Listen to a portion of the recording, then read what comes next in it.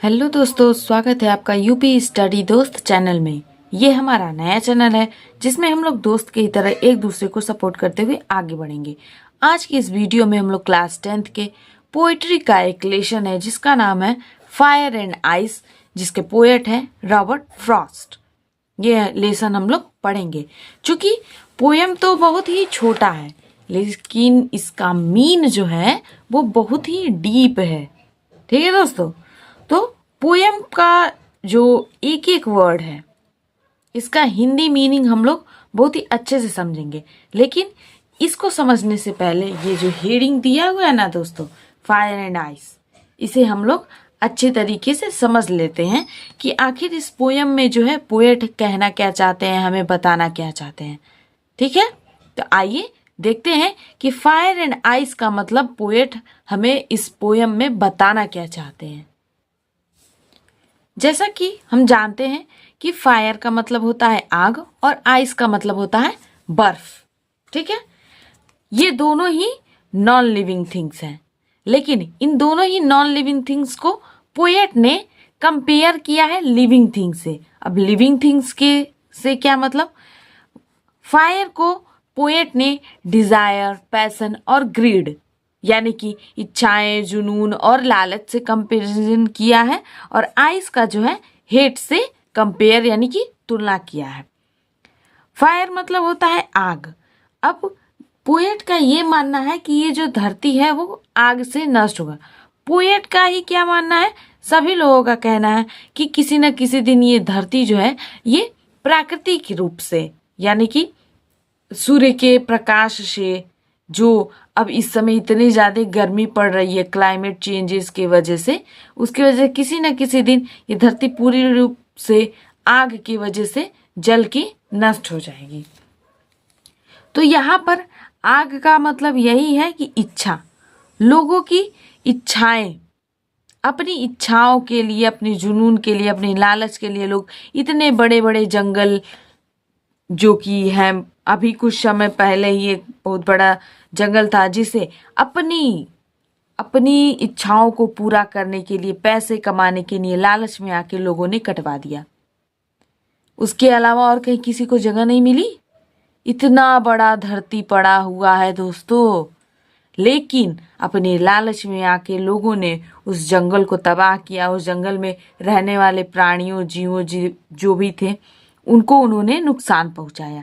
अब उसकी वजह से क्लाइमेट में कितना बड़ा प्रभाव पड़ा, वहाँ का ऑक्सीजन जोन जो भी था उसका कितना बड़ा इफेक्ट पड़ा लोगों पे। एक पेड़ लगाना नहीं है, 10 पेड़ कटवा देना है।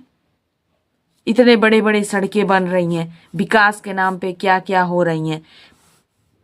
साइड साइड में पेड़ रहते थे, लोगों को छांव मिलती थी, लेकिन रोड चौड़ा हो रहा है भाई साहब, विकास तो हो रहा है, बहुत अच्छे से विकास करा रहे हैं सरकार, लेकिन बगल बगल में जो पेड़ थे वो कहाँ गए। कहीं पे अगर किसी को चक्कर आ जाए धूप में, तो कहीं भी रास्ते में आते जाते वक्त अब एक पेड़ नहीं बचा हुआ है। जितने भी 4 लेन्थेस बन रही हैं, पुल्स वगैरह बन रहे हैं, तो कहने का सीधे सीधे मतलब यही है कि लोग अपनी इच्छाओं के लिए लालच में आ करके इतनी सारी नुकसान कर रहे हैं कि आगे चल के या अब भी उसका नुकसान सब लोग देख ही रहे हैं। उसी की तुलना जो है वो फायर का नाम दिया गया है, पोएट ने दिया है। और आइस यानी कि बर्फ, बड़ी बड़ी ग्लेशियर्स हैं, जैसे बर्फ के पहाड़ हम लोग बोलते हैं। तो अब बर्फ से किस प्रकार से लोग प्रभावित होंगे, क्यों नहीं होंगे भाई। अब छोटा सा आइसक्रीम जो है वो गलता है तो इतने दूर पानी जैसा बन जाता है, कवर कर लेता है। अब इतनी ऊंची ऊंची बर्फ की पहाड़ हैं, क्लाइमेट चेंज की वजह से वो अगर पिघलती हैं तो क्या उसमें सब लोग नहीं डूबेंगे? जाहिर सी बात है डूबेंगे, डूबेंगे, जम जाएंगे, मर जाएंगे, कहानी खत्म। तो यहाँ पर आइस की तुलना हेट से की गई है, घृणा से। तो घृणा का मतलब ये हुआ कि लोग अपनी ईगो कह सकते हैं, अपने काम को न पूरा होने का देख सकते हैं। जैसे अपने से आगे किसी को वो बढ़ना नहीं देना चाहते हैं। उनसे 1 रुपए अगर कोई अगला आदमी ज्यादा कमा रहा है तो भैया ऐसा कैसे हो गया, वो इतना कैसे कमा रहा है। अगर आपके घर के सामने वाला घर थोड़ा सा ऊंचा बन गया तो क्या, अरे ऐसे कैसे, कितना कमाता होगा, इतना बड़ा घर कैसे बना लिया, ऐसे कैसे हो सकता है। तो ये सारी बातें घृणा के रूप में आ सकती हैं कि हम एक जलन होती है कि अगला इंसान, अगला व्यक्ति, अगला पर्सन जो है वो हमसे ज्यादा क्यों बढ़ रहा है, आगे क्यों जा रहा है। किसी को, कोई भी है, किसी को ये नहीं पड़ा हुआ है कि हाँ भैया अगला आदमी सही है, उसकी जिंदगी अच्छे से कट रही है तो ठीक है, हम भी अपना काम कर रहे हैं, हम भी अपना मस्त रहें। किसी को नहीं, बस एक दूसरे को सब कुछ चिंता पड़ी है। भाई चिंता तो सबको एक दूसरे की बहुत ज्यादा है ना दोस्तों। कितनी चिंता लगी रहती है, भाई फला आदमी ये कर रहा है, उसने ये किया, उसने ये किया। किसी को ये नहीं देखना है कि भैया हमारे घर में क्या हो रहा है, हम अच्छे से चल रहे कि नहीं, हमारी फैमिली का कंडीशन क्या है, हम लोग हैप्पी हैं कि नहीं, इसे किसी को मतलब नहीं है। तो कुल मिला जुला के पोएट यही कहना चाहते हैं कि ये संसार जो है वो अपनी इच्छाओं, अपनी लालच, अपनी घृणा की वजह से एक दिन नष्ट हो जाएगा। इसलिए उन्होंने अपने लेसन का नाम दिया है फायर एंड आइस। ये दोनों ही नॉन लिविंग थिंग्स हैं और इसकी तुलना उन्होंने लिविंग थिंग्स से, लोगों की भावनाओं से की है, अपने भाव को, अपनी भावनाओं को बताने के लिए। आशा करते हैं कि आप लोगों को हमने ये जो समझाया है वो समझ में आया होगा। तो आइए अब हम लोग जो लेसन में जो 4-5 लाइनें दी हैं उसका हिंदी मीनिंग देखते हुए समझ लेते हैं, ठीक है। जैसा कि पोएट बोल रहे हैं कि some say the world will end in fire. Some say यानी कुछ लोग, से मतलब कहते हैं, द वर्ल्ड माने संसार, will end in fire, and मतलब खत्म हो जाएगा, नष्ट हो जाएगा, इन फायर मतलब आग में। सम से इन आइस, और कुछ लोगों का कहना है कि इन आइस यानी कि बर्फ से इस संसार का जो है वो नाश होगा, ये नष्ट हो जाएगा। From what I have tested of desire, from what I have, लेकिन कवि कहते हैं कि मेरे हिसाब से। टेस्टेड मतलब टेस्टेड का मतलब उनके अनुभव से, ऑफ डिजायर की जो इच्छाएं हैं ना लोगों की, I hold with those who favour fire. तो मैं ये कहना चाहता हूं कि जो लोग आग के पक्ष में हैं, यानी कि जिनका मानना ये है कि ये संसार जो है वो आग के वजह से नष्ट होगा, मैं उनके पक्ष में हूँ।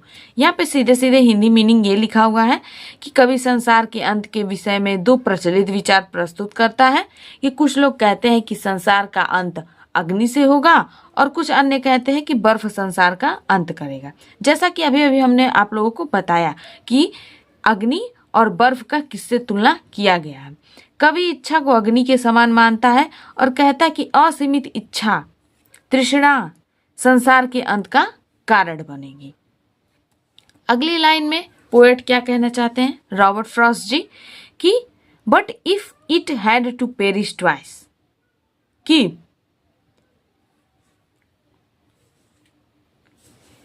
बट मतलब लेकिन, if it had to perish twice, perish का मतलब होता है नष्ट होना, ट्वाइस मतलब 2 बार, कि यदि ये संसार जो है वो 2 बार नष्ट होना ही है, I think I know enough of hate, तो मेरा मानना ये है कि मैं, इनफ मतलब अत्यधिक जानता हूँ, हेट मतलब घृणा के बारे में, to say that for destruction ice, destruction मतलब होता है विनाश और आइस मतलब बर्फ, कि ये संसार जो है वो 2 बार नष्ट होने से अच्छा ना एक ही बार नष्ट हो और वो बर्फ से नष्ट हो जाए, इज ऑल्सो ग्रेट, ये बहुत ही अच्छा होगा, एंड वुड सफिस, और ये पर्याप्त होगा।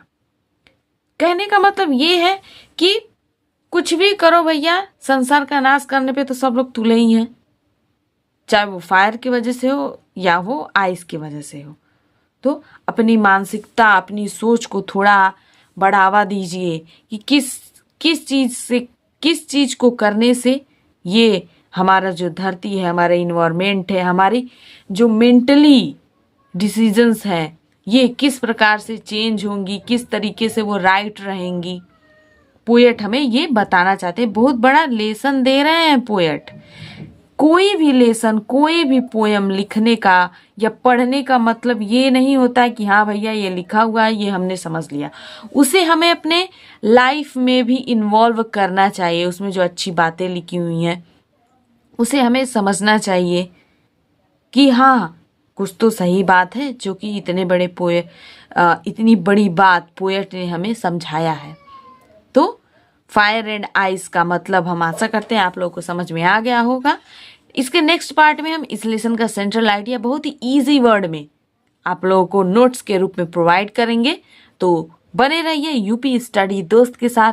कोई भी डाउट हो, आपको वीडियो अच्छा लगा हो, कमेंट में हमें ज़रूर बताएं और हमारे वीडियोस को लाइक करें, चैनल को सब्सक्राइब करें और अपने दोस्तों, अपने फ्रेंड्स के साथ शेयर करना ना भूलें। तब तक के लिए बाय बाय, टेक केयर।